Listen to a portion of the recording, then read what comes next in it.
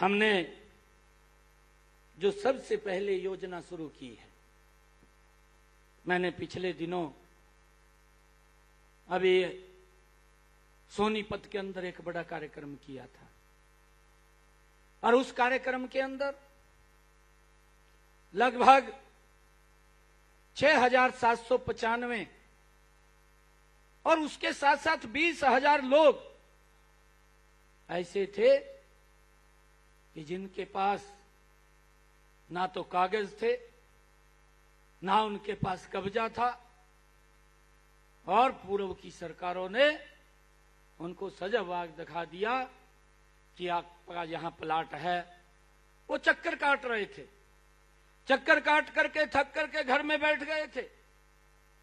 परंतु हमने निर्णय किया, एक भी व्यक्ति जिसका 100 गज का प्लाट है वो उसको कागज भी मिलेंगे, उसको कब्जा भी मिलेगा।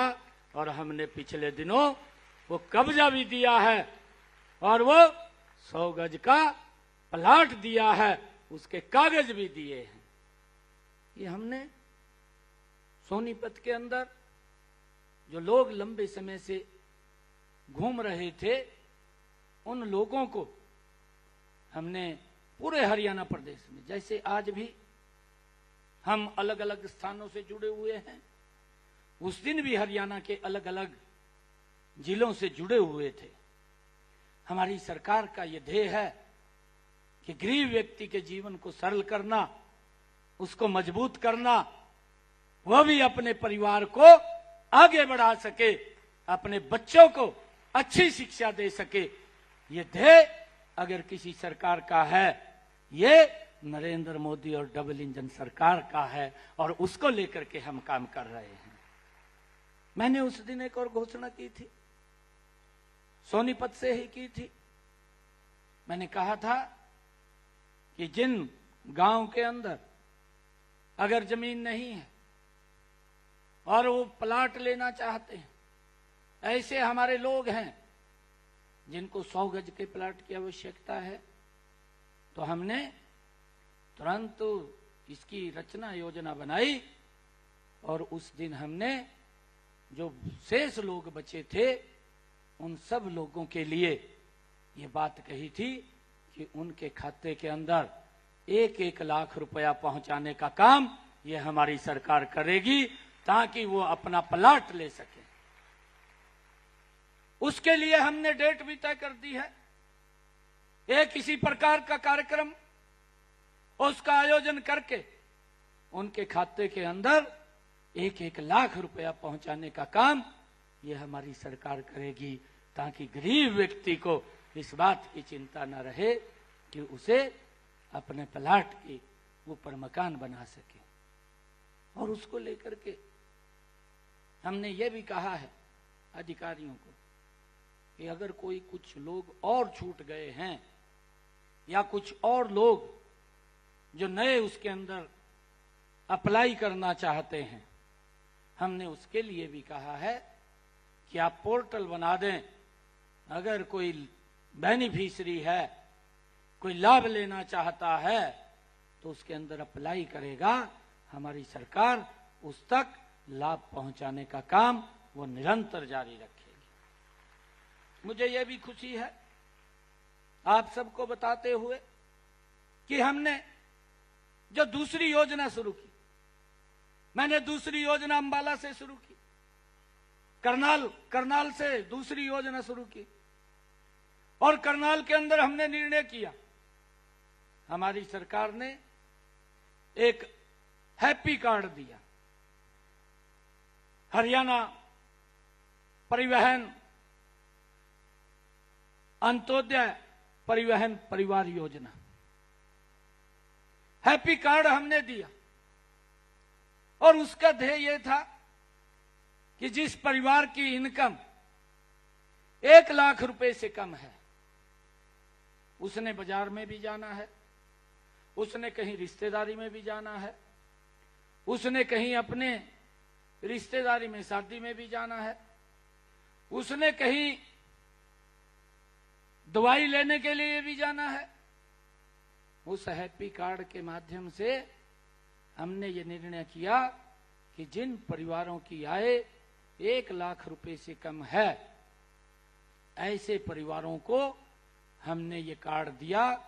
और ऐसे ये परिवार हरियाणा प्रदेश के अंदर 23 लाख परिवार थे, जिनको हमने 84 लाख लोगों को ये कार्ड देने का काम किया। लगातार हमारी सरकार उन तक ये कार्ड पहुंचाने का काम कर रही है। और ये निर्णय हमारी सरकार ने लिया कि वो व्यक्ति उस कार्ड के ऊपर 1 साल के अंदर 1000 किलोमीटर तक फ्री में यात्रा कर सकेगा, उसको कोई भी पैसा किराए के लिए नहीं लगेगा। ये सुविधा ये हमारी सरकार ने, ये जब दूसरी योजना मैंने शुरू की है, ये उसके गरीब लोगों के लिए देने का काम किया है। मित्रों, साथियों, हमने तीसरा योजना जो शुरू की है, हमने तीसरी योजना ये शुरू की है जब आदरणीय प्रधानमंत्री नरेंद्र मोदी जी ने 22 जनवरी को जब अयोध्या के अंदर भगवान श्री राम के भव्य और दिव्य प्राण प्रतिष्ठा के कार्यक्रम में थे, तो आदरणीय नरेंद्र मोदी जी ने संकल्प लिया था। उन्होंने कहा था कि मेरी सरकार गरीब लोगों के छत के ऊपर रूफटॉप सोलर लगाने का काम करेगी। और हमने जो तीसरा कार्यक्रम अंबाला के अंदर किया है, अंबाला के अंदर हमने अपने परिवारजनों को बुला करके उनके बीच में बैठ करके हमने इस योजना का शुभारंभ किया है। प्रधानमंत्री सोलर हर घर मुफ्त बिजली योजना, इस योजना का शुभारंभ किया है। 2 किलोवाट का सोलर पैनल लगेगा और उसके लिए हमने उसको ऑनलाइन खोल दिया है कि जिन परिवारों की आय 1,80,000 रुपए से कम है, वो परिवार उसमें एंटर कर सकता है, उस योजना का लाभ ले सकता है। और हमने उस योजना के माध्यम से हमारी सरकार ने निर्णय किया कि जो उस सोलर पैनल के ऊपर खर्चा आएगा, वो खर्चा 1,10,000 रुपए का आएगा। और हमारी सरकार ने निर्णय किया कि 60,000 रुपया नरेंद्र मोदी देगा, 50,000 रुपया मैं दूंगा। किसी भी व्यक्ति को कोई पैसा नहीं लगेगा और उसके घर के ऊपर वो सोलर पैनल लग जाएगा। और जो हमने कहा है, जो ये योजना बनी है कि उसका बिजली का बिल वो 0 हो जाएगा, उसका कोई बिजली का बिल नहीं आएगा। और जितनी बिजली बचेगी उसको सरकार खरीदेगी और उस बिजली का पैसा भी उस परिवार को मिलेगा, उस व्यक्ति को मिलेगा। इस सरकार को हमने, इस योजना को हमने गरीब के साथ जोड़ने का काम किया। परंतु भाइयों, मुझे ये बताते हुए भी, क्योंकि आज मैं ऐसी भूमि के ऊपर हूं, ये रोहतक की ऐतिहासिक भूमि है और इस भूमि के ऊपर मेरा बचपन भी बीता है। मैं लंबे समय तक यहां पर रहा हूं, इस भूमि के ऊपर रहा हूं, क्योंकि मनीष जी और हमारे सभी जो बहुत ही वरिष्ठ नेता हैं ये जानते हैं। परंतु मैं आपको बताना चाहता हूं कि यहां के सरकार के एक मुखिया थे और वो मुखिया बोलते थे, ये कहते थे, जनसभाओं में कहते थे कि आप हमें वोट दें, हम 24 घंटे बिजली देंगे। इस बात का दुष्प्रचार करते थे। वोट ले जाते थे और वोट लेकर के लोगों के हालात के ऊपर छोड़ देते थे। 4 घंटे भी बिजली नहीं मिलती थी और लोग त्राही त्राही करते रहते थे। फिर उनका एक सहयोगी दल भी था, एक सहयोगी दल था, वो इस प्रकार की बयानबाजी करता रहता था, मुझे कहते हुए ये कोई गुरेज नहीं है। यहाँ के जो मुखिया थे कांग्रेस के, लगातार 10 वर्ष तक मुख्यमंत्री रहे भूपेंद्र सिंह हुड्डा, लोगों को बरगला करके उनका वोट बटोरने का काम करते रहे। और जो 100 गज के प्लाट थे वो भी समस्या इन्हीं की पैदा की हुई है। परंतु हमने निर्णय किया कि गरीब के जीवन को सरल करने का काम ये मेरी सरकार करेगी, और हमने उनको कागज भी दिए और उनको कब्जा भी देने का काम ये हमारी सरकार ने किया है। और भाइयों, ये बहुत बोलता था कि हम 24 घंटे बिजली देंगे, परंतु 24 घंटे बिजली नहीं दी। दूसरा INLD का यहां विपक्षी दल एक मजबूत होता था हरियाणा के अंदर, वो ये बात बोलता रहता था जब वो विपक्ष में होता था, कहा भाई आप बिजली का बिल मत भरना, मेरी सरकार आएगी, कहा मैं मीटरों को फाड़ करके जोड़ में फेंक दूंगा। अरे भाई, ये क्या सिस्टम बना रहे हैं आप? लोगों के ऊपर उनको बरगड़ा करके, उनको इस प्रकार की बातें बोल करके उनके ऊपर बिजली का भारी भार चढ़ा देते थे, फिर उनको वो बिजली का बिल देना पड़ता था। कहीं से भी ला करके दें, वो देते थे, परंतु सिस्टम को ठीक नहीं किया। आज हमारी सरकार ने उस सिस्टम को ठीक किया है, व्यक्ति के बिल को भी जीरो किया है और उसके घर के ऊपर सोलर पैनल लगा करके उसका इनकम का भी साधन खड़ा करने का काम ये हमारी सरकार ने किया। ये सिस्टम होता है, परंतु उनका किस प्रकार का कार्य करने का तरीका, लोगों को बरगड़ा करके, लोगों के बीच में झूठ बोल करके वो अपनी स्वार्थ सिद्धि को पूरा करने का काम करते थे। और भाइयों, मैं आप लोगों को आज बताना चाहूंगा, हमने इसके साथ साथ अभी 2-3 रोज पहले हमारी सरकार ने एक और निर्णय किया है कि जो पिछड़ा व्यक्ति था, जो कमजोर व्यक्ति था, उसको केंद्र की तर्ज के ऊपर लाभ मिले, उसके लिए भी हमने एक बड़ा निर्णय ये 2-3 रोज पहले किया है। और भाइयों, मुझे ये भी खुशी है आप लोगों के बीच में बताते हुए कि हमने चौथा जो कार्यक्रम किया वो जींद के अंदर किया। कोई गया है यहां से जींद में? उस कार्यक्रम के अंदर कोई गया हो तो हाथ खड़ा करे। वो पीछे 2 गई बहनें। जींद के अंदर मैंने कार्यक्रम किया, भाइयों खड़ा, मैं अधिकारियों को बुलाया, क्योंकि ये विभाग में पहले 2014 से पहले मैं देखता था, ये श्रम विभाग का काम मेरे पास था, और ये श्रम विभाग के अंदर गरीबों के लिए योजना चलती थी, उनके बच्चों की एजुकेशन के लिए, उनको कोई टूल किट देने के लिए, उनको कोई साइकिल देने के लिए, उनको कोई मातृत्व लाभ देने के लिए 18 प्रकार की योजनाएं उसके अंदर चलती थी। मैंने अधिकारियों को बुलाया, मैंने कहा कि मैं 2019 में दिल्ली चला गया, और दिल्ली के बाद ये विभाग जजपा के लोगों के पास आ गया, क्योंकि गठबंधन की सरकार थी, मजबूरियां भी होती हैं, सरकार को चलाना होता है। उनसे समझौता किया तो विभाग उनके पास चला गया, और जब विभाग उनके पास चला गया, गजब के व्यक्ति हैं, 1 रुपया भी किसी गरीब के घर में नहीं पहुंचाया है, 1 रुपया भी। और जब मैंने अधिकारियों को बैठ करके, जब यह जिम्मेवारी आदरणीय नरेंद्र मोदी जी ने, आदरणीय मनोहर लाल जी ने, आदरणीय जगत प्रकाश नड्डा जी ने और आदरणीय अमित शाह जी ने जब ये मेरे को जिम्मेवारी दी, मैं एक दिन गिन रहा हूं।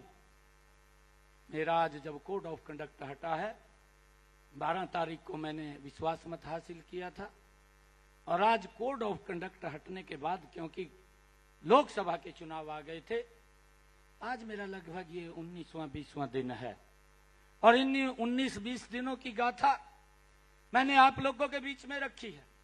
मैंने ये कार्यक्रम एक जींद के अंदर बड़ा किया, और मैंने अधिकारियों को बुला करके कहा कि उनके कितने बेनिफिट हैं जो रुके हुए हैं, और वो सारे के सारे बेनिफिट मैं पहुंचाना चाहता हूं। और उन्होंने देख करके मुझे बताया, अभी और भी लिस्ट जारी है, आ रही है। उन्होंने कहा मेरे को, जब मैंने तारीख दे दी कि मैं इस तारीख को जींद में जाकर के उनके बीच में मैं ये बेनिफिट देने का निर्णय मैंने कर लिया और जाकर के मैं दूंगा, और जब वो लिस्ट मेरे पास आई, वो पहली लिस्ट थी, उसके अंदर 1,06,462 ऐसे लोगों की लिस्ट आई कि जिनको हमने बेनिफिट देना था। और मुझे खुशी है बताते हुए आपके बीच में, मैंने उस दिन जींद से 80 करोड़ रुपया एक क्लिक के अंदर उनके बेनिफिट का उन गरीब लोगों के खाते के अंदर पहुंचाने का काम किया है, ताकि वो अपना काम कर सके, अपने बच्चों को अच्छी शिक्षा दे सके। मैंने उनकी बेटियों को स्कूटी का पैसा भी देने का काम किया है। और भाइयों, ये सरकार, ये आप लोगों की सरकार है, आपको इस बात को समझना होगा।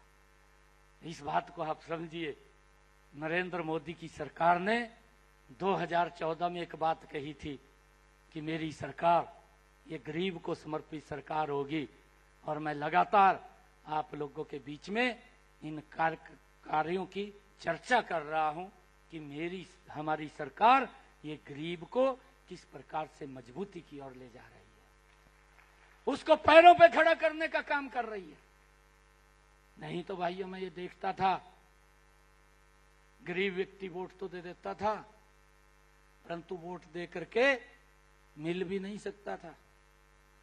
और आज उसका उदाहरण भी मैं आज आपको बताना चाहता हूं। हमारी सरकार ने निर्णय किया, आदरणीय मनोहर लाल जी ने निर्णय कर लिया, क्योंकि उनके मन में भी गरीब को लेकर के बहुत बड़ी पीड़ा है। मैं देखता हूं, मैं नजदीक से देखता हूं। उन्होंने योजना बना ली कि भाई जो गरीब व्यक्ति है, जिसके घर के अंदर नौकरी नहीं है और वो समाज का बड़ा अंतिम व्यक्ति है, उसके पास पैसा नहीं है। नहीं तो इनके भूपेंद्र सिंह हुड्डा के शासनकाल के अंदर तो हम ये देखते थे, वोट तो आप लोगों से ले लेते थे ये लोग, और वोट लेकर के जब नौकरी की बात आती थी तो भाइयों लिस्ट में किसी और का नाम आ जाता था, ऐसे व्यक्ति का नाम आ जाता था। या तो वो मजबूत होता था या पैसे में मजबूत होता था। गरीब व्यक्ति तो नजदीक भी नहीं रहता था, चाहे वो अपने बच्चों की पढ़ाई के लिए कहीं से इधर उधर से पैसा करके उनको पढ़ा दे, परंतु नौकरी नहीं लगती थी। ये हालात कांग्रेस के समय में थी। मनोहर लाल जी के मन में यह पीड़ा थी। मनोहर लाल जी ने निर्णय कर लिया कि हम ऐसे परिवारों को चिन्हित करके कि जिनके घर में एक भी नौकरी नहीं लगी और वो गरीब परिवार है, उस परिवार को हम 5 अंक ग्रेस मार्क के दे करके उस घर में नौकरी देने का काम करेंगे। ये निर्णय ये हमारी सरकार ने कर लिया। निर्णय तो कर लिया, कांग्रेस का पेट खराब हो गया। कांग्रेस का पेट और भूपेंद्र हुड्डा का पेट खराब हो गया। कहने लगे कि ये गरीब को क्यों 5 नंबर दे रहे हैं, क्यों उसके बच्चे लग रहे हैं। कांग्रेस की एक भर्ती रोको गैंग है, वो भर्ती रोको गैंग वो कोर्ट में जाकर के खड़ी हो गई, और कोर्ट में जाकर के हमने उस का मजबूती से सामना किया। एक जज ने तो हमारे हाई कोर्ट के उसको सारे निर्णय को सुना और सुन करके कहने लगा कि भाई ये सरकार ने अच्छा निर्णय किया है, मैं इसकी प्रशंसा करता हूं। हम उस योजना के माध्यम से गरीब लोगों को लाभ दे रहे थे, परंतु वो भी पीछे नहीं हटे। कांग्रेस का जो भर्ती रोको गैंग है वो भी लगा रहा, वो डबल बैच में चला गया। डबल बैच ने निर्णय दे दिया कि सरकार ये 5 नंबर गरीब व्यक्ति को नहीं दे सकती। ए भाई, हम गरीब व्यक्ति की लड़ाई लड़ रहे और ये करे गरीब व्यक्ति को नहीं मिलना चाहिए, तो वो 5 नंबर कोर्ट ने काट दिए, वो डिसमिस कर दी। डिसमिस कर दी तो हम सुप्रीम कोर्ट चले गए। हमने निर्णय किया कि हमारी सरकार भाइयों गरीब व्यक्ति के साथ खड़ी है, उसको कहीं पर भी किसी प्रकार का जुम्मस नहीं आने देगी, और हम सुप्रीम कोर्ट में चले गए उस 5 नंबर को लेकर के। परंतु वो कांग्रेस का भर्ती रोको गैंग वो भी सुप्रीम कोर्ट चला गया, और सुप्रीम कोर्ट जाकर के वहां भी निर्णय सरकार के खिलाफ दे दिया। परंतु आज मैं आप सब लोगों के बीच में एक बात को मैं बड़े विश्वास के साथ आप लोगों के बीच में कह रहा हूं। ये कांग्रेस के लोग, ये कांग्रेस के भर्ती रोको गैंग के लोग, मैं आज स्पष्ट कह रहा हूं। उन लोगों को एक बात कहना चाहता हूं, हमारी सरकार हरियाणा प्रदेश के गरीब लोगों के साथ कंधे से कंधा मिला करके खड़ी है। हम इसको हाई कोर्ट के अंदर दोबारा फिर रिपील के अंदर जाएंगे। अगर हमारी बात को नहीं माना गया तो विधानसभा के अंदर कानून बना करके गरीब व्यक्ति को 5 नंबर देने का काम हमारी सरकार करेगी। हम पीछे हटने वाले नहीं हैं। हमने इस बात को स्पष्ट रूप से कहा है। अरे ये तो पहली बार हुआ है कि आज गरीब को बिना पर्ची बिना खर्ची के नौकरी मिल रही है। नहीं तो भूपेंद्र सिंह हुड्डा के कार्यकाल में तो गरीब व्यक्ति भाइयों ये सोच भी नहीं सकता था कि उसके बच्चे को सरकारी नौकरी लग जाएगी। भाइयों अगर कोई बेनिफिट का भी काम आता था कांग्रेस की सरकार में, भूपेंद्र हुड्डा की सरकार में बस नहीं चलता था। अगर झाड़ू मारने का कोई काम होता था वो भी अपने घर वाले ने दे देता, किसी ने कहा तही कर ले, कहा मैं गरीब आदमी रह जाते। ये हालात थे इनके। कृष्ण मूर्ति हुड्डा बैठा है, इसको मालूम है जब ये पीड़ा निकालता है, ये पूरी पीड़ा निकालता है कि इस प्रकार का शासन तंत्र हमने कहीं देखा नहीं है। और ये आज लॉलीपॉप देने की बातें करते हैं, आज कभी कुछ बोलते हैं कभी कुछ बोलते हैं। भूपेंद्र हुड्डा ने अभी घोषणा कर दी, कहा जी हम 500 रुपए का सिलेंडर देंगे। अरे भूपेंद्र सिंह हुड्डा, मैं आपको आज रोहतक के बीच में खड़ा हूं, मैं आपको एक बात से अवगत कराना चाहता हूं, आपको इसकी तरफ भी ध्यान देना चाहिए। जब आप लोग मुख्यमंत्री थे, आप प्रदेश के मुखिया थे, उस समय के अंदर गरीब व्यक्ति को तो गैस का सिलेंडर मिलता नहीं था, परंतु आम व्यक्ति को भी गैस का सिलेंडर अगर लेना होता था वो 3 दिन के अंदर मिलता था, 4 दिन के अंदर मिलता था, लाइन में खड़ा रहता था, वो 2000 रुपए में ब्लैक में मिल जाता था। ये मालूम है, सबको मालूम है। परंतु ये आज लॉलीपॉप देने की बात करता है, ये 500 रुपए की बात करता है।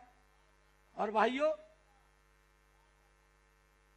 5000 का कनेक्शन, और मुझे खुशी है बताते हुए आप लोगों को, मैं आपको बताना चाहता हूं आज भी हमारी सरकार 600 रुपए का गैस का सिलेंडर दे रही है। 600 रुपए का गरीब व्यक्ति के घर के अंदर भाइयों एजेंसी वाला लेकर के जाता है, कहीं उसको जाने की जरूरत नहीं है। यह सुविधा अगर दी है ये हमारी सरकार ने दी है। और भाइयों हमने इसके ऊपर भी निर्णय किया है, हमने उसके ऊपर भी ये निर्णय किया है कि आने वाले समय के अंदर हमारी सरकार गरीब व्यक्ति को भाइयों वो गैस का सिलेंडर देने का काम करेगी। और रीजनल दाम के ऊपर मैंने अधिकारियों को कहा है कि इसके ऊपर आप पूरी योजना आप बना लीजिए, और बना करके हमारा ध्येय है कि गरीब व्यक्ति को लाभ पहुंचाना चाहिए। और मुझे खुशी है बताते हुए आप लोगों के बीच में कि यह हमारी सरकार थी। मनोहर लाल जी मैं देखता था किसी भी जनसभा के अंदर अगर वो जाते थे, वो जनसभा में जाकर के एक बात बोलते थे कि कोई माता बहन भाई जिसके घर के अंदर गैस का कनेक्शन सिलेंडर नहीं है वो हाथ खड़ा करे, ये पूछते थे। और अगर कोई माता बहन हाथ खड़ा कर लेती थी, आदेश देते थे, डीसी महोदय को बोलते थे कि 24 घंटे में इसके घर में गैस का कनेक्शन सिलेंडर चला जाए, नहीं तो 24 घंटे के बाद उसको कहते थे उसके घर से उठा लाना। यह हमारी सरकार का भाइयों काम करने का तरीका था। परंतु इन लोगों के पास बोलने के लिए कुछ नहीं है, झूठ का सहारा लेते हैं। और झूठ भी इस प्रकार का बोल दिया जिससे भाईचारे में दरार आ जाए, जिससे भाईचारा खत्म हो जाए और जिससे देश कमजोर हो जाए। इस प्रकार का झूठ बोल करके कि अगर मोदी तीसरी बार प्रधानमंत्री आ गए तो संविधान को खत्म कर देंगे, आरक्षण को खत्म कर देंगे। भाइयों इस प्रकार का झूठ बोल करके गरीब व्यक्ति को बरगलाने का काम ये लोग कर रहे हैं। परंतु मैं आप लोगों को विश्वास दिलाता हूं, ये हमारी सरकार मजबूती से गरीब के साथ खड़ी है, उसको कोई जुम्मस नहीं है। मुझे ये भी बताते हुए खुशी हो रही है, नरेंद्र मोदी जी ने पिछले 10 वर्षों में इस देश को संविधान के अनुरूप चलाया है। और मोदी जी ने, भाइयों, कांग्रेस ने तो कभी भी डॉक्टर भीमराव अंबेडकर जी को सम्मान नहीं दिया। हमारी सरकार ने, आदरणीय नरेंद्र मोदी जी ने डॉक्टर भीमराव अंबेडकर जी के जो 5 स्थान थे, उन 5 स्थानों को पंचतीर्थ के रूप में विकसित करने का काम भी वो नरेंद्र मोदी की सरकार ने किया है। और ये इस प्रकार की अफवाहें उड़ाते हैं कि भाई ये संविधान को खत्म कर देंगे।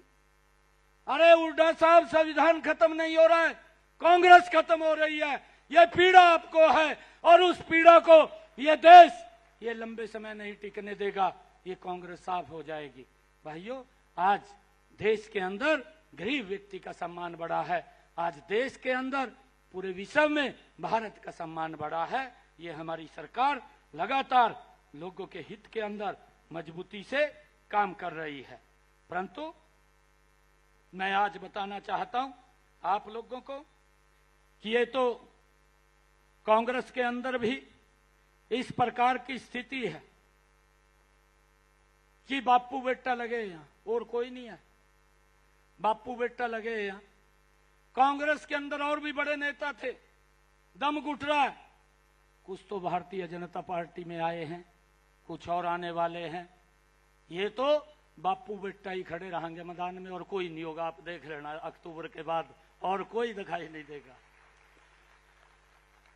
बापू लगा हुआ है, मेरा बेटा कैसे रजिस्ट हो जाए, और कांग्रेस लगी और राहुल कैसे रजिस्ट हो जाए। भाई, मैं आपको आज ये स्पष्ट रूप से कह रहा हूं, तीसरी बार नरेंद्र मोदी जी ने प्रधान सेवक के रूप में बड़े मैंडेट के साथ शपथ लिया है। आप सबके आशीर्वाद से, आप सबको बधाई भी है।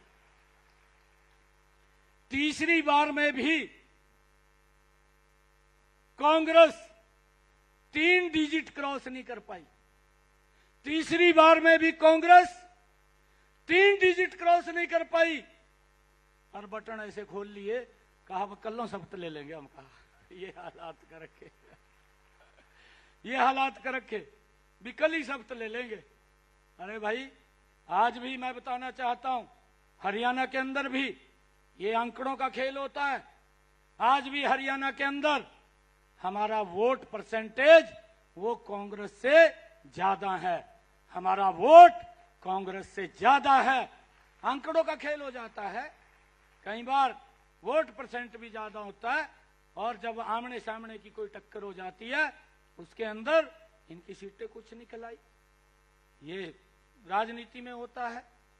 और जब राजनीति में होता है तो इन्होंने तो इस प्रकार का सोच लिया कि बस मैं तो चंडीगढ़ बैठा सपने देख रहा।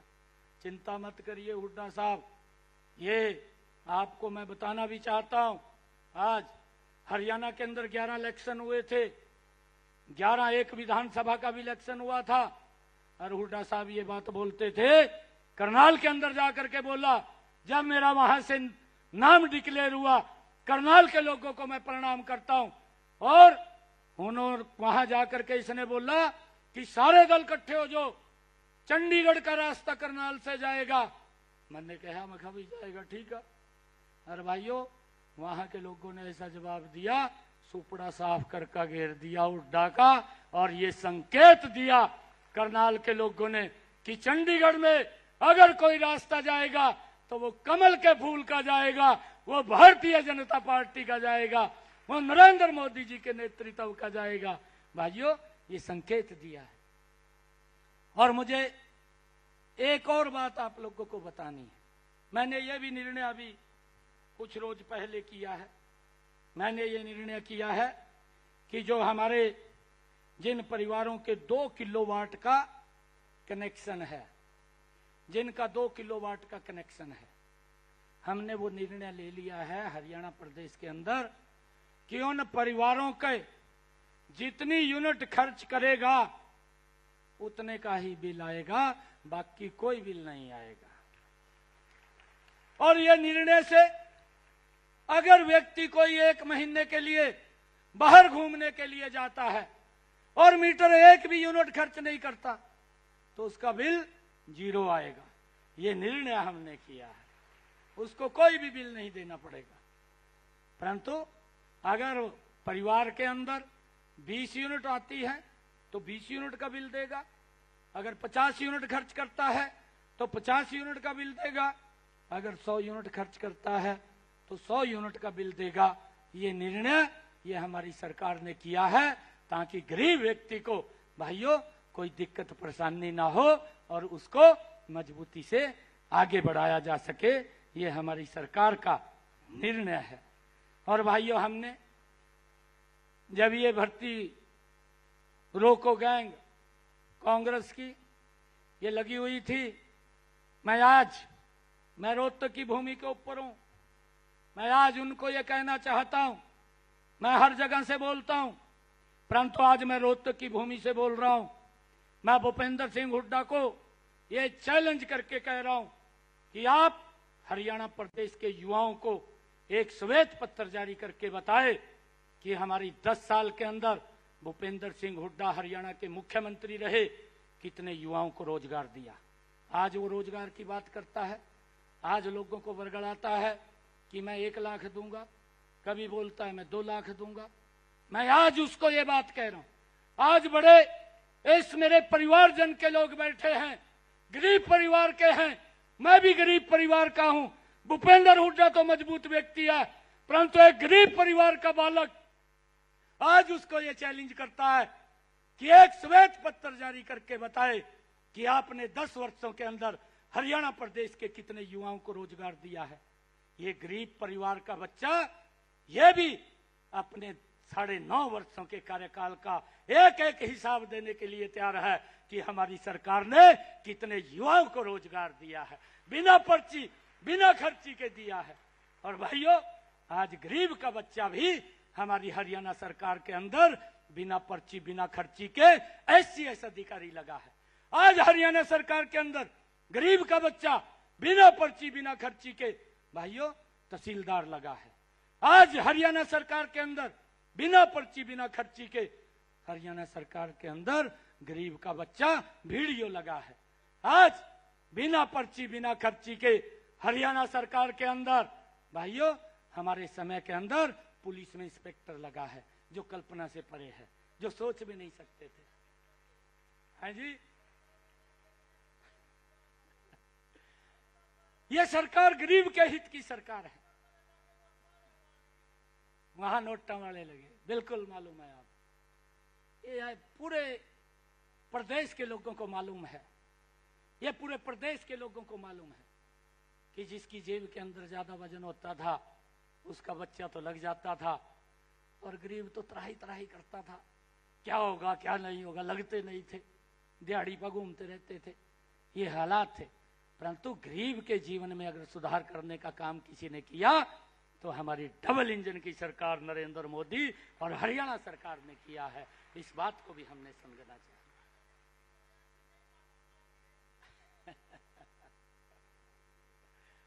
मैं एक और बात बताना चाहता हूं इन लोगों की, क्योंकि बातें तो बहुत हैं, मेरे पास समय का अभाव है।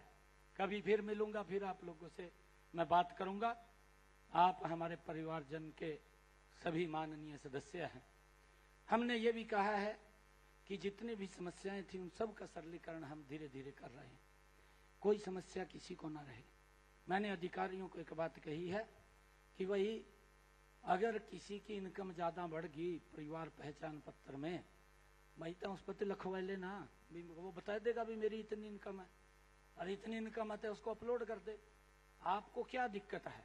कोई दिक्कत नहीं होनी चाहिए। और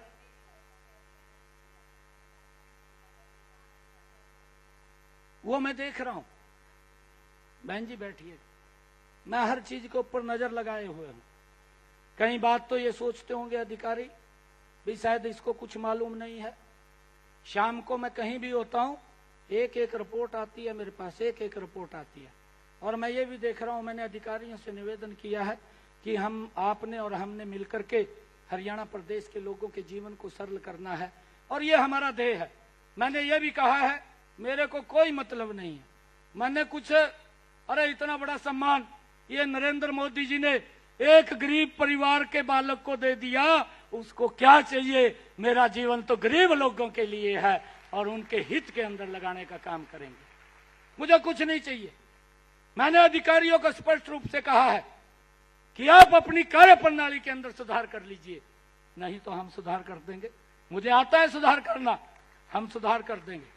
अगर किसी ने चक्कर काटे और मेरे को आके बता दिया कि भाई मुझे 10 चक्कर काटने पड़ गए, तो 10 चक्कर उसी अधिकारी को काटने पड़ेंगे। आज मैं आप लोगों के बीच में कह रहा हूं, मैं बार बार ये बात कह रहा हूं कि अपनी कार्य प्रणाली में सुधार कर लें। और ये भी सोचते हैं, कुछ लोग ये सोचते हैं, इस प्रकार का नैरेटिव सेट कर दिया, कहा जी 2 महीने के रह गए, कहा 2 महीने बाद ही आने के नहीं। मैं आज रोहतक की भूमि से खड़ा होकर के कह रहा हूं, तीसरी बार भारतीय जनता पार्टी की सरकार बहुत बड़े मैंडेट के साथ वो हरियाणा के अंदर आ रही है। ये आप लोग लेकर के आ रहे हैं, आप लोग लेकर के आ रहे हैं। मैं देख रहा हूं, मैं पूरे प्रदेश के अंदर घूम रहा हूं, कोई भी संशय नहीं है। संशय अगर किसी को है तो कांग्रेस को है, कांग्रेस को संशय है, भारतीय जनता पार्टी को नहीं है। हमारा एजेंडा क्लियर है।